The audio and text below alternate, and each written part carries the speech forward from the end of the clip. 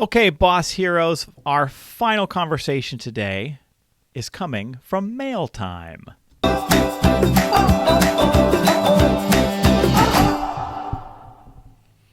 got a question from one of our listeners, Alyssa, and with apologies to Michael in New England, this question came to me back a few weeks ago, and I added it to the list of things that have come in that I think might make sense for us to talk about on the show.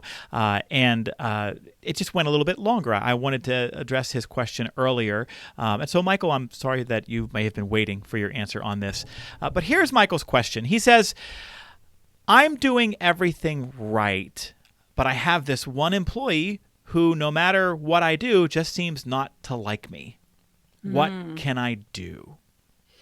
I'm going to lob that to you first, my friend. Well, here's my expertise. It's my expert opinion. Who gives a darn? Mm-hmm. Because here's the thing. That's kind of like life. There are going to be people that no matter what are not going to like you. And so if your goal as a leader is to have everybody like you, you're going to fail. You're setting yourself up for failure. You're setting them up for failure. It's not a reasonable expectation to say, in my opinion, everybody's going to like you.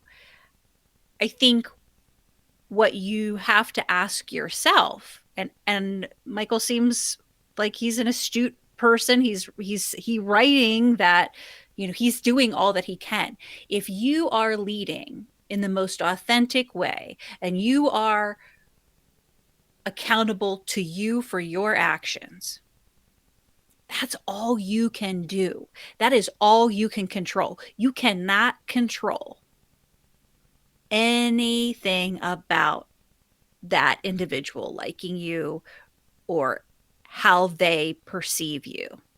It's not within your power to control their likability of you. You only have control of yourself.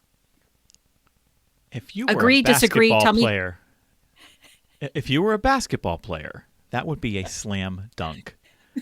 You would have soared through the air like Jordan with your tongue hanging out of your mouth, and then the ball would have been jammed through the rim, and you would have lingered with your legs swinging while the crowd roared, because I could not have said that better myself, my friend. My question back to Michael would be, is this an incident or a pattern? Ooh. Right?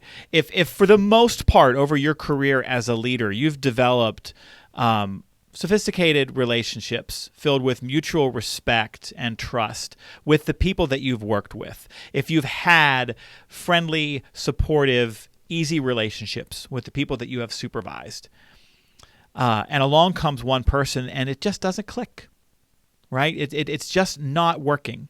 Mm-hmm. Then everything Alyssa said applies, right? Be like Elsa, let it go. It's mayonnaise on French fries. Okay, that ain't right for me.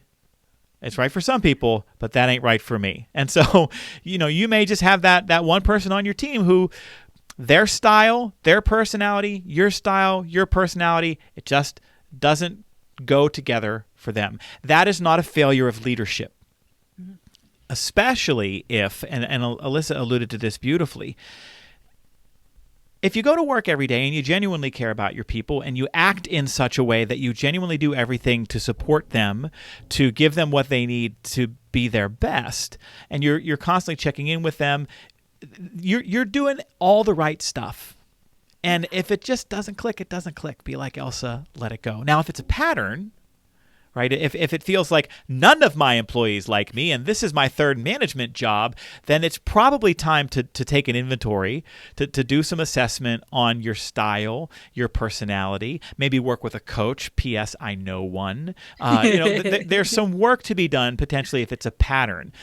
So, Michael, if it's an incident, I say let it go. What do you think, Alyssa? Indeedly do. Yes.